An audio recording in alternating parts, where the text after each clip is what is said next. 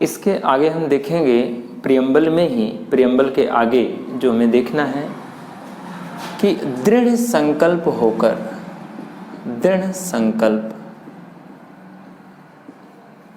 संकल्प होकर आज अपनी इस संविधान सभा में, आज तारीख 26 नवंबर 1949 मीन्स 1949 को इस संविधान को, ध्यान रखिएगा, 26 नवंबर 1949 को इस संविधान को, मतलब भारत के कॉन्स्टिट्यूशन को जो बना, अंगीकृत, एडॉप्ट, अधिनियमित, इनैक्ट, आत्मार्पित, गिव टू आवर सेल्फ, मतलब स्वयं को, मतलब इस संविधान को अंगीकृत, अधिनियमित और आत्मार्पित करते हैं। किस दिन करते हैं, ध्यान रखिएगा, 26 नवंबर 1949 को। कहने का मतलब इस दिन इस संविधान को अंगीकृत, अधिनियमित और आत्मार्पित किया गया। इसे आप एक सामान्य लैंग्वेज में अगर आप समझने की कोशिश करें तो हम ये कह सकते हैं कि इस दिन संविधान के कुछ उपबंध लागू हो गए।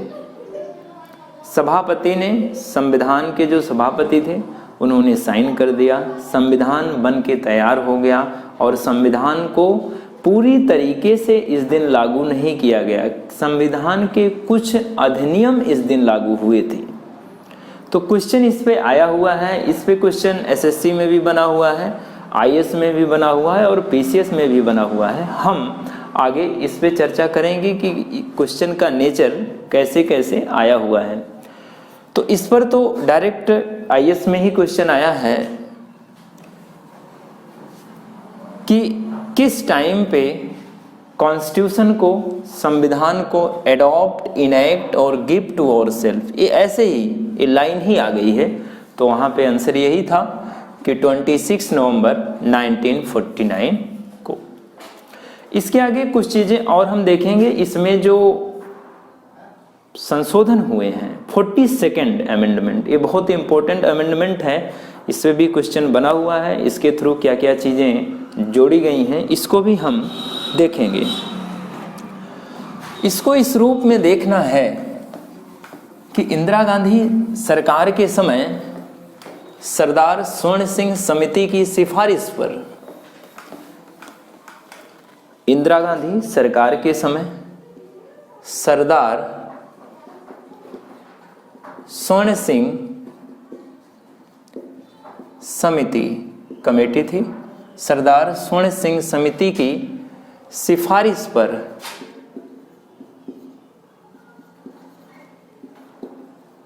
सरदार स्वर्ण सिंह समिति की सिफारिश पर, इनके रिकमेंडेशन पर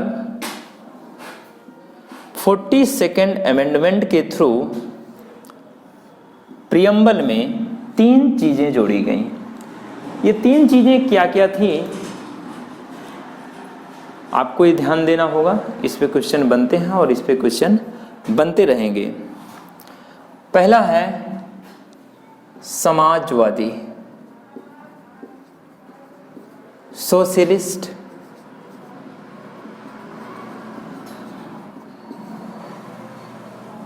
समाजवादी, सोशलिस्ट। इसकी व्याख्याएं भी समय समय पर की गई हैं और इन व्याख्याओं के संदर्भ में भी हमें जानना है कि भारत का समाजवाद कैसा होगा। भारत का समाजवाद एक लोकतांत्रिक समाजवाद की बात की गई है और यह समाजवाद गांधी और मार्क्सवाद से मिलकर बना होगा और इस समाजवाद में गांधीवाद की ओर झुकाव होगा। ध्यान रखिएगा, मार्क्सवाद की तरफ झुकाव की बात नहीं की गई है, बल्कि गांधीवाद की तरफ झुकाव की बात की गई है। अर्थात भारत का समाजवाद एक लोकतांत्रिक समाजवाद जिसमें गांधीवाद और मार्क्सवाद का मिश्रण है और इस मिश्रण में गांधीवाद की मात्रा ज़्यादा है, अर्थात गांधीवाद की ओर झुकाव ज़्यादा है। साथ ही सेकुलर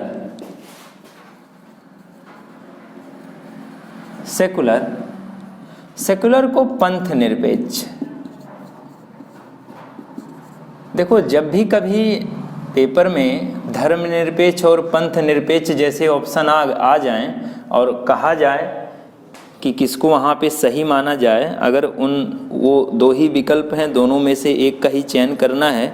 विकल्प तो 4 आते हैं, लेकिन चारों में से 2 गलत हैं और 2 ऐसे विकल्प आए जिनमें से चयन करना है। अगर दोनों में पंथ निरपेक्ष धर्मनिरपेक्ष है तो ध्यान रखिएगा, सेकुलर वर्ड पंथ निरपेक्ष का सही मीनिंग है सेकुलर, तो आप पंथ निरपेक्ष को ही चयन करेंगे, अर्थात उसी पर आप मार्क करेंगे, उसी को सही माने जाने की संभावना ज़्यादा होती है।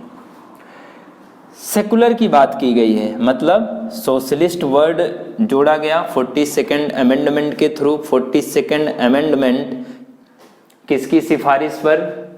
सरदार स्वर्ण सिंह समिति की सिफारिश पर 42nd अमेंडमेंट। 42nd अमेंडमेंट के थ्रू प्रियम्बल में कौन कौन से वर्ड? पहला तो सोशलिस्ट, फिर सेकुलर और इसके बाद इंटीग्रिटी, अखंडता। इंटीग्रिटी, अखंडता, अखंडता जैसे वर्ड जोड़े गए। तो ध्यान रखिएगा, ये इंपॉर्टेंट है, आता रहता है। इसके बाद एक चीज और देखना है, इन्हीं सरदार स्वर्ण सिंह समिति की सिफारिश के आधार पर ही मूल कर्तव्य भी जोड़ा गया। जब हम वहाँ मूल कर्तव्य पढ़ेंगे तो देखेंगे उस समय वहाँ पर मूल कर्तव्य जोड़ा गया। लेकिन आपको कुछ चीज़ें और ध्यान देनी है यहाँ पर। इंटीग्रिटी, अखंडता, ये जो वर्ड जोड़ा गया है, मैं पहले भी बताया हूँ, ये भूमि के संदर्भ में इसकी बात की जाती है। सेकुलर, धर्म के स्तर पे सेकुलरिटी, और ये समाजवाद। यहाँ पे एक विचार ये उठता है, प्रस्तावना में संशोधन करना कितना उचित है या कितना उचित था उस समय इंदिरा गांधी की सरकार के समय। प्रस्तावना में संशोधन ना होता तब भी ये विचार संविधान निर्माताओं के पहले से थे, व्यक्त किए गए थे और इसी प्रस्तावना में ही इनडायरेक्ट रूप में बता दिए गए थे, चाहे वो न्याय के थ्रू हो, चाहे स्वतंत्रता के थ्रू हो, ये सारी चीज़ें बता दी गई थी। और अनुच्छेदों के माध्यम से संविधान के अंदर उसके बारे में एक व्यापक प्रावधान भी किया गया। लेकिन फिर भी इंदिरा गांधी सरकार के समय ये संशोधन किए गए। बात इस पर चली गई कि क्या प्रस्तावना को संविधान का भाग माना जाएगा, क्योंकि प्रस्तावना एक सामान्य सा, आप जब संविधान खोलते होंगे तो उसके ऊपर लिखा रहता है। और ये प्रस्तावना आजकल तो बुक एनसीईआरटी की जो बुकें आती हैं उनके पहले या दूसरे पृष्ठ पर ये शुरू में दिया रहता था कि लोग अपने संविधान के बारे में थोड़ा सा परिचय ले लें, जानें क्या क्या है, और ये अच्छी भी बात है। तो पहले सुप्रीम कोर्ट ने प्रस्तावना को संविधान का भाग नहीं माना, लेकिन अब प्रेजेंट स्थिति ये है कि प्रस्तावना संविधान का भाग है। अर्थात अब कभी एग्जाम में क्वेश्चन आए कि क्या प्रस्तावना संविधान का भाग है, तो हाँ, प्रस्तावना संविधान का भाग है। अब आगे हम इस पे क्वेश्चन देखने की तरफ बढ़ेंगे। इस पे क्वेश्चन देखेंगे किस किस प्रकार के क्वेश्चन आए हुए हैं। क्वेश्चन की लैंग्वेज इंग्लिश में हो सकती है, इंग्लिश में क्वेश्चन आपका हो सकता है, लेकिन आप हिंदी मीडियम है या इंग्लिश मीडियम है तो आपको इसमें प्रॉब्लम किसी भी प्रकार की नहीं होगी। बस आप ध्यान से समझिएगा क्वेश्चन को। एक बार में ना समझ में आए तो इस वीडियो को दोबारा आप जरूर देखिएगा, दोबारा जरूर समझ में आ जाएगा। मेरी कोशिश ये रहेगी कि फर्स्ट टाइम में ही क्वेश्चन का एलेब्रेशन ऐसा करें, क्वेश्चन को इस प्रकार से आपको बताने का प्रयास करें कि वो समझ में आ जाए, और कोशिश है कि आ जाएगी। अब जब आप क्वेश्चन करेंगे और अगर आपने इन दोनों वीडियो को ध्यान से देखा हुआ है, प्रियम्बल के सभी वीडियो को, तो आप देखेंगे ऑटोमेटिक आपका माइंड खुद वर्क करने लगेगा कि ये क्वेश्चन किस कॉन्सेप्ट से बना हुआ है और बना हुआ क्वेश्चन किस कॉन्सेप्ट से कौन सा आंसर ले रहा है और क्यों ले रहा है। इसे कहते हैं तैयारी। तैयारी का मतलब ये होता है क्वेश्चन आए तो तुरंत ये पता चल जाए कि क्वेश्चन हमसे कौन सा उत्तर लेना चाह रहा है, या क्वेश्चन बनाने वाले का जो नेचर है वो कुछ किस आंसर की तरफ है।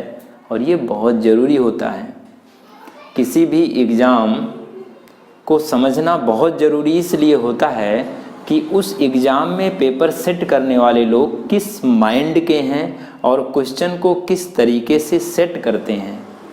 ये आप तभी जान सकते हैं जब किसी टॉपिक के बारे में पूरा डिटेल से आप पढ़े हों, उसकी व्याख्या को आपने ध्यान से सुना हुआ हो और खुद इतने सक्षम हों कि किसी क्वेश्चन को, वो क्वेश्चन अगर वहाँ से आ रहा है तो उसकी व्याख्या के थ्रू आप ये समझ सकें कि इस क्वेश्चन का नेचर कैसे किसी टॉपिक से मिलता है। ठीक, अब हम क्वेश्चन देखने की तरफ बढ़ेंगे। टेबल पे प्रीवियस ईयर का एक क्वेश्चन है, which one of the following objectives is not embodied in the preamble of the constitution of India. मतलब which one of the following objective, मतलब इनमें से कौन सा ऑब्जेक्टिव उद्देश्य इज नॉट एम्बॉडीड, नहीं दिया गया है, किसमें, प्रियम्बल में, प्रस्तावना में। कौन सी प्रस्तावना, कॉन्स्टिट्यूशन ऑफ इंडिया, मतलब भारतीय प्रस्तावना में, भारत की प्रस्तावना में जो प्रस्तावना हमने पढ़ा, इनमें से कौन सी चीज नहीं है। तो देखिएगा यहाँ liberty of thought, economic liberty, liberty of expression, liberty of belief. Liberty है, हर जगह लिबर्टी है ना। आप देखेंगे तो आप ध्यान दीजिए आप कि जब आप प्रस्तावना पढ़ रहे थे या आपने जब वीडियो देखा, वहाँ पे कितने प्रकार की लिबर्टी की हमने चर्चा की। इस बात को अगर आप समझे हैं तो ये क्वेश्चन आराम से कर लेंगे। आइए, नहीं समझे तो फिर एक बार यहाँ पे देखते हैं। आप देखिए लिबर्टी, हमने लिबर्टी कितने प्रकार की पढ़ी थी। लिबर्टी ऑफ थॉट मतलब विचार स्वतंत्रता, स्वतंत्रता किसकी, विचारों की स्वतंत्रता। लिबर्टी ऑफ एक्सप्रेशन,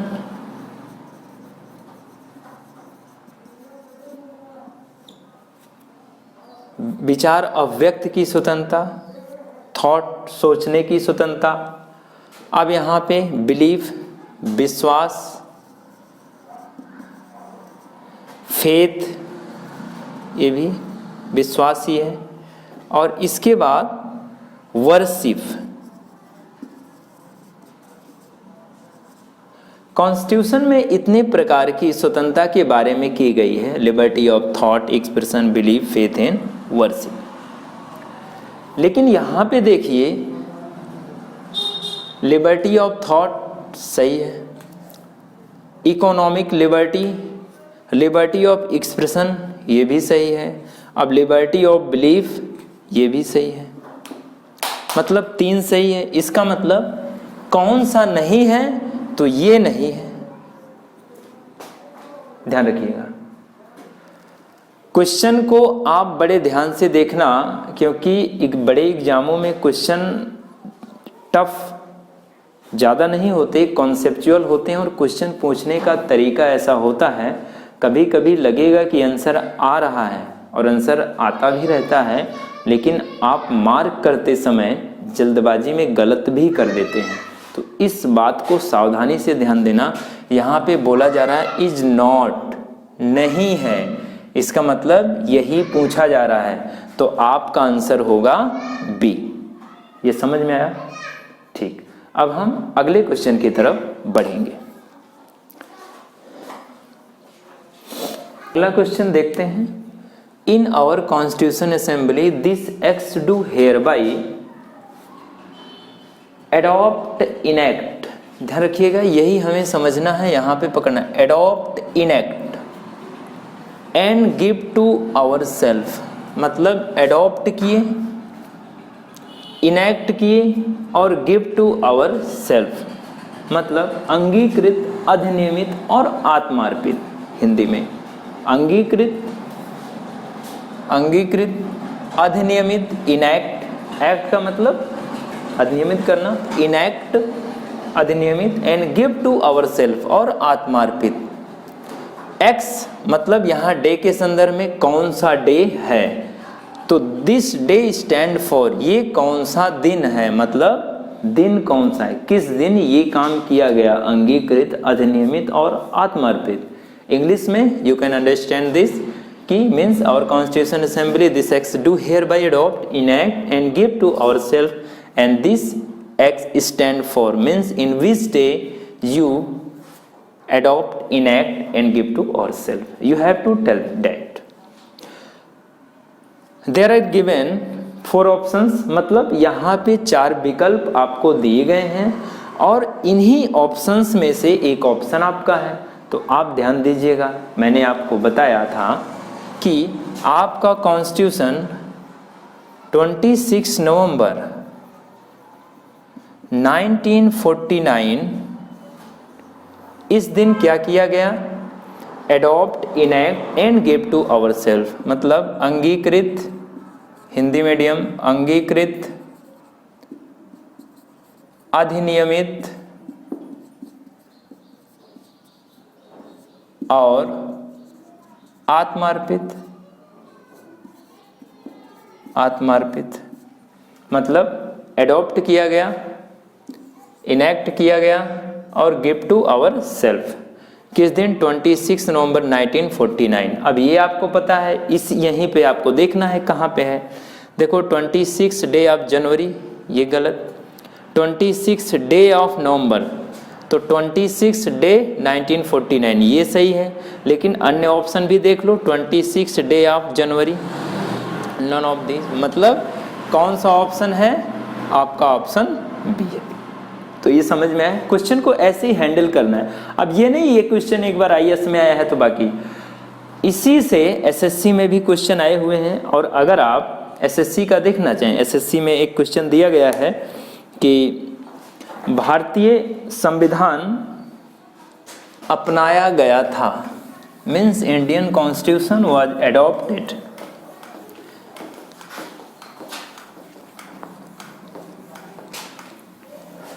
अब यहाँ पे ऐसे लिख दिया गया, एसएससी में आया हुआ क्वेश्चन है कि भारतीय संविधान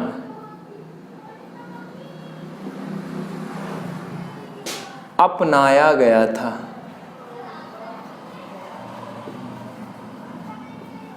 ऐसे कई ऑप्शन हैं यहाँ पे, ए, बी, सी, डी, और इन ऑप्शन में 26 जनवरी 1950, 26 जनवरी 1950, 26 नवंबर 1949, 26 नवंबर 1949, ये हिंदी में नवंबर, 26 नवंबर 1949, 31 दिसंबर 1949, 31 दिसंबर 1949। ऐसे ही मान लो यहाँ पे कुछ और एक ऑप्शन दे दिए जो यहाँ पे दिया गया है, 26 जनवरी 1949, 26 जनवरी 1949 ऐसे दे दिए हैं। वो हिंदी और इंग्लिश दोनों मीडियम में है। अब देखिएगा, कह रहे हैं in which day Indian constitution was adopted, किस दिन एडॉप्ट हुआ या इनेक्ट हुआ। अब एक ही वर्ड दिए हैं, अपनाया गया। दोनों में अंतर होता है, लागू हुआ और अपनाया गया, इन दोनों में अंतर है, ध्यान रखिएगा। फुल्ली इम्प्लीमेंटेड ये होता है आपका 26 जनवरी 1950 को, जबकि एडॉप्ट किया गया 26 नवंबर 1949 को। तो इसका आंसर ये है। टॉपिक वही है, अभी आपने पहले आईएएस का क्वेश्चन देखा और फिर देखा एसएससी का कैसे क्वेश्चन बना हुआ, थोड़ा सा हल्के टाइप में दिखा दिए उसको, उसके प्रश्न को थोड़ा सा बड़ा कर दिए, उसमें थोड़ी सी थॉट रख दिए, बस ये होता है। ठीक, अगला क्वेश्चन देखते हैं। The mind of the makers of Indian constitution, constitution of India is reflected, reflect दिखाई देना, दिखाई देता है, इन बीच ऑफ द फॉलोइंग, निम्नलिखित में से किसमें, मतलब संविधान निर्माता, संविधान हिंदी मीडियम आप देख लेंगे, संविधान निर्माता, जो संविधान निर्माताओं का विचार है, द माइंड उनका जो विचार है, संविधान निर्माताओं का जो विचार है, मेकर्स बनाने वाले जो संविधान को हैं, उनका जो विचार है इंडियन कॉन्स्टिट्यूशन का रिफ्लेक्ट करता है। रिफ्लेक्ट मीन्स दिखाई देना, दिखाई देना। रिफ्लेक्टेड कहाँ पे दिखाई देता है, इन बीच ऑफ द फॉलोइंग, निम्नलिखित में से जो भी ऑप्शन दिए गए हैं। तो आप ही जानिएगा, मैं पढ़ाते समय भी आपको बताया था, ये जो प्रियम्बल है, preamble is the mirror of the constitution. Mirror of the constitution है, तो ये जो मिरर ऑफ द कॉन्स्टिट्यूशन है, ये संविधान निर्माताओं के विचारों को दिखाता है। उनके विचारों का जो दर्पण है, वही विचारों का दर्पण संविधान का दर्पण बना। अर्थात संविधान निर्माताओं के विचार अगर कहीं पे रिफ्लेक्ट करते हैं, कहीं पे दिखाई दिए हैं और कहीं पे आसानी से देखा जा सकता है, तो एक प्रियम्बल में आप बहुत सामान्य रूप से आप ये देख सकते हैं कि वह प्रियम्बल संविधान निर्माताओं के विचारों को रिफ्लेक्ट करता है, उनकी सोच को दर्शाता है, उनकी संविधान और देश के प्रति निष्ठा को दर्शाता है।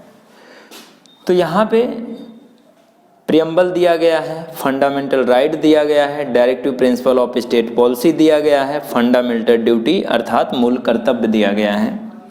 इसको directive principle of state policy को नीति निदेशक तत्व भी कहते हैं, संविधान के नीति निदेशक तत्व।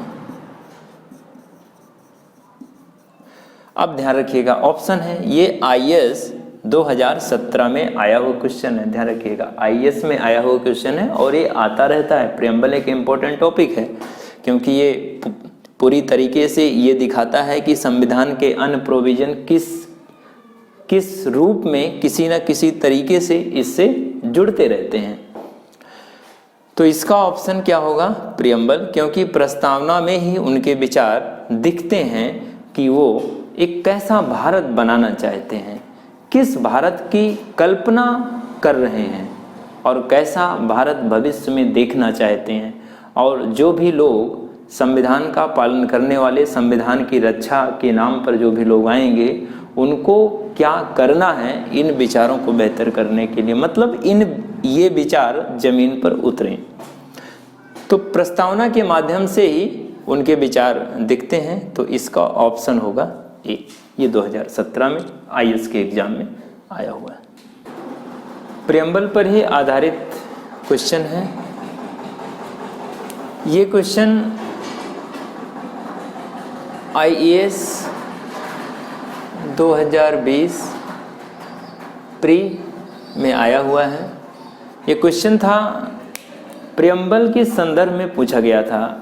मैंने आपको बताया कि केशवानंद भारती केस में, मैं आपको बताया था वीडियो में, जब आप वीडियो देखेंगे तो उसमें केशवानंद भारती केस में सुप्रीम कोर्ट ने ये कहा कि प्रस्तावना संविधान का भाग है। इससे पहले बेरूबाड़ी केस में सुप्रीम कोर्ट ने कहा था कि प्रस्तावना संविधान का भाग नहीं है और कोई विधिक प्रभाव भी नहीं रखती है। ध्यान रखिएगा, ये बेरूबाड़ी केस में कहा था। अर्थात कभी अगर इसी पर क्वेश्चन आए कि बेरूबाड़ी केस के अनुसार कौन सा ऑप्शन सही होगा, तो ये होता। लेकिन यहाँ पे ये पूछा कि preamble to the constitution of India is, मतलब प्रस्तावना भारत के संविधान का है, क्या है, संविधान का भाग है। मतलब लास्ट केस जो केशवानंद भारती केस था, इसके अनुसार डील किया जाएगा। केशवानंद भारती केस में सुप्रीम कोर्ट ने कहा कि प्रस्तावना संविधान का भाग है और इसका उपयोग, ये बहुत ध्यान से देखिएगा, इस प्रस्तावना की हेल्प ली जाएगी किस लिए, संविधान की व्याख्या करने के लिए, संविधान की व्याख्या करने के लिए इस प्रस्तावना का प्रयोग किया जाएगा, प्रस्तावना से हेल्प लिया जाएगा। लेकिन अन्य भागों से जुड़कर, मतलब अन्य भागों से जोड़कर ही देखा जाएगा। जो भी, यदि हम किसी भी आर्टिकल की व्याख्या कर रहे हैं, किसी भी अनुच्छेद की व्याख्या कर रहे हैं, उसे व्याख्या करते समय हम प्रस्तावना को ध्यान में रखेंगे। कहने का मतलब ये था। अब यहाँ पे देखिएगा कि संविधान का भाग है, भाग तो है, किंतु कोई विधिक प्रभाव नहीं रखता। ये गलत है। विधिक प्रभाव है, क्योंकि व्याख्या करते समय हम प्रस्तावना को साथ रख कर देखेंगे। यदि प्रस्तावना में दी गई बातों से और जो सरकार संशोधन कर रही है या कोई कानून बना रही है, उससे यदि किसी भी प्रकार का कंट्राडिक्शन होता है, तो कहने का मतलब फिर वहाँ पे सुप्रीम कोर्ट उस कानून को ये कह सकता है कि ये संविधान के अनुसार नहीं है। अर्थात दूसरा, आप देखिए, संविधान का भाग नहीं है, ये तो अब होगा नहीं, क्योंकि ये बेरूबाड़ी केस में था, तो अब ये होना नहीं। ये संविधान का भाग है किंतु कोई विधिक प्रभाव नहीं रखती। विधिक प्रभाव रखती है, हाँ, इतना है कि वो विधिक प्रभाव अन्य भागों से स्वतंत्र हो के नहीं रखेगी, क्योंकि इसका प्रयोग हम संविधान की व्याख्या करने में करेंगे। संविधान की व्याख्या करने में करेंगे तो या तो संविधान के किसी भाग की व्याख्या करेंगे या अनुच्छेद की व्याख्या करेंगे। मतलब स्वतंत्र इसका कोई प्रभाव नहीं है, मतलब स्वतंत्र रूप से इसका कोई भी प्रभाव नहीं है। संविधान का भाग है और स्वतंत्र रूप से इसका प्रभाव नहीं है, लेकिन संविधान की व्याख्या करने में इसका प्रभाव है। हम संविधान की व्याख्या करते समय, अर्थात सुप्रीम कोर्ट संविधान की व्याख्या करते समय प्रस्तावना को ध्यान में रखेगा। अब देखिएगा, संविधान का भाग है और वैसा ही विधिक प्रभाव रखती है जैसा कि उसका कोई अन्य भाग। ये गलत है, क्योंकि अन्य भागों की तरह इसका प्रभाव नहीं है। किसी से स्वतंत्र होकर प्रस्तावना का प्रभाव है नहीं, तो फिर संविधान का भाग है किंतु उसके अन्य भागों से स्वतंत्र होकर उसका कोई विधिक प्रभाव नहीं। ये सही है। अन्य भागों से स्वतंत्र होकर इसलिए नहीं है क्योंकि अन्य भाग या अन्य अनुच्छेद की व्याख्या करने के लिए ही हम प्रस्तावना को ध्यान में रखेंगे। अर्थात प्रस्तावना संविधान का भाग है, लेकिन इसका उपयोग कब करेंगे? संविधान की व्याख्या करने में। इसका मतलब संविधान की व्याख्या नहीं करना होगा तो इसका कोई भी स्वतंत्र अपना विधिक प्रभाव नहीं है, मतलब इसका कोई स्वतंत्र विधिक प्रभाव नहीं है। संविधान की व्याख्या करने में ही इसका उपयोग किया जाएगा। इसका मतलब संविधान का भाग है किंतु उसके अन्य भागों से स्वतंत्र होकर उसका कोई विधिक प्रभाव नहीं है। ये सही है। ये सी क्यों गलत है? संविधान का भाग है, ये सही है। वैसा ही विधिक प्रभाव है जैसा कोई अन्य भागों की तरह विधिक प्रभाव नहीं है, क्योंकि हम इस प्रस्तावना का प्रयोग अन्य भागों की व्याख्या करने में करते हैं। तो ये ध्यान रखिएगा, ये कॉन्सेप्ट है। कॉन्सेप्ट को बहुत ध्यान से समझिएगा और ध्यान से रखिएगा। मैं फिर से बता दूं, प्रस्तावना संविधान का भाग है केशवानंद भारती के अनुसार, और इसका उपयोग संविधान की व्याख्या करने में किया जाएगा। अर्थात संविधान के भाग जो हैं उनमें कोई अनुच्छेद दिया हुआ है, आर्टिकल दिया हुआ है, उसके व्याख्या करने में किया जाएगा। और इस प्रस्तावना का स्वतंत्र कोई प्रभाव नहीं, किसी भाग से स्वतंत्र होकर इसका कोई विधिक प्रभाव नहीं है। तो ये ध्यान में रखना है। अर्थात अन्य भागों से स्वतंत्र होकर उसका कोई विधिक प्रभाव नहीं है।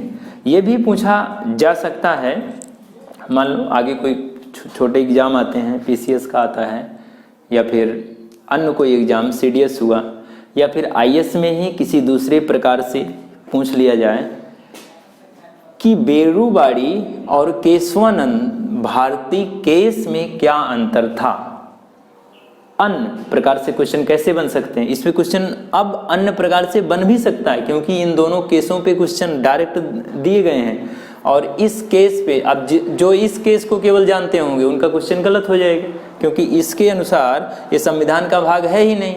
लेकिन जो बाद में केशवानंद भारती ये सबसे बड़ी बेंच थी, तो सबसे बड़ी बेंच की बात ही मानी जाती है, क्योंकि ये सब अभी तक की सबसे बड़ी बेंच है भारत के इतिहास में, ये ध्यान रखना है। तो इस बेंच ने कहा कि संविधान का भाग है, किंतु उसके अन्य भागों से स्वतंत्र होकर इसका कोई विधिक प्रभाव नहीं है, अर्थात व्याख्या करने में हम प्रस्तावना का उपयोग करते हैं। लेकिन बेरुवाड़ी केस के अनुसार संविधान का भाग नहीं है और कोई विधिक प्रभाव भी नहीं रखती। तो अब ध्यान रखना है, आने वाले समय में इन दोनों केसों पर भी अलग अलग प्रकार से क्वेश्चन बन सकते हैं। तो इसीलिए कॉन्सेप्ट बहुत जरूरी होता है, कॉन्सेप्ट को समझना है। अब इसी पे मान लीजिए किसी और संदर्भ से रिलेट करके क्वेश्चन बना सकते हैं, तो ठीक ऐसे ही और प्रीवियस ईयर के जो क्वेश्चन हैं एग्जाम में आए हुए हैं, प्रियम्बल से आए हुए हैं, इनको देखते हैं। एक क्वेश्चन है, where do we find the ideals of Indian democracy in the constitution. ये आइडियल्स है, मैं यहां पे लिख दे रहा हूं आइडियल्स, मतलब आदर्श।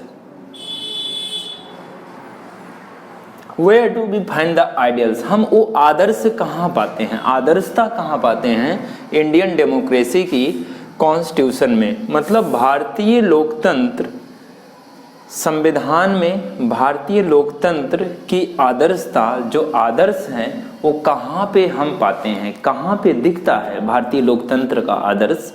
तो यहाँ पे देखिएगा, ऑप्शन देखना, प्रियम्बल, पार्ट 3, पार्ट 4, पार्ट 1। तो ध्यान रखिएगा, जब भी प्रियम्बल और डीपीएसपी में कंपेयर किया जाए तो हमेशा हम प्रियम्बल को पहली मान्यता देते हैं। तो और यहाँ डीपीएसपी कहीं पे लिखा भी नहीं है, तो ये प्रियम्बल होगा, क्योंकि प्रस्तावना क्या है, मिरर ऑफ द कॉन्स्टिट्यूशन, और वो आदर्शता है, उसमें उन सभी आदर्श स्थितियों के बारे में बताया गया है जिसका संविधान के अंदर प्रयास किया जाएगा कि ऐसी स्थितियां उत्पन्न हो जिससे लोगों को वो सभी चीज़ें मिलें जिसकी कल्पना प्रियम्बल के माध्यम से संविधान सभा के लोगों द्वारा की जा रही है। तो where do we find the ideals of Indian democracy in constitution, preamble है, ये आपका एप्रोप्रिएट आंसर है, मतलब उचित उत्तर यही है।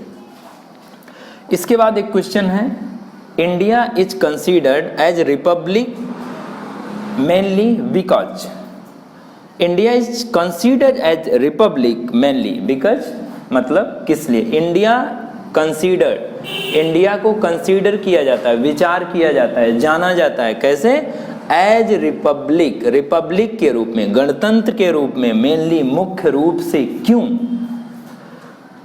तो मैंने बताया था गणतंत्र के रूप में इंडिया को इसलिए जाना जाता है कि यहाँ पे राष्ट्राध्यक्ष का, हेड ऑफ नेशन, राष्ट्राध्यक्ष को ही हेड ऑफ नेशन बोलते हैं, राष्ट्राध्यक्ष, राष्ट्राध्यक्ष को ही, इसी को हेड ऑफ नेशन, और इसी को आप राष्ट्रपति के नाम से भी जानते हैं।